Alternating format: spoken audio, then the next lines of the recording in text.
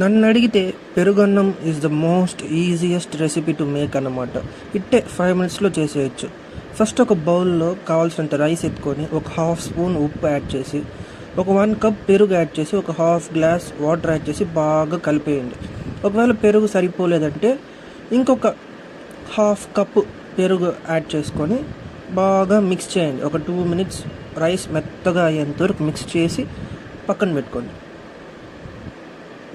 ఇప్పుడు తిరగమాత కోసం ఒక ప్యాన్లో ఒక 2 స్పూన్స్ ఆయిల్ యాడ్ చేసి కొద్దిగా ఉద్దిపప్పు, ఆవాలు, జీలకర్ర, ఒక 2 చిన్న ఎండుమిరపకాయలు, కొద్దిగా కరివేపాకు, కొద్దిగా ఇంగువ యాడ్ చేసి ఒక 30 సెకండ్స్ బాగా సాట్ చేసి స్టవ్ ఆఫ్ చేసేయండి.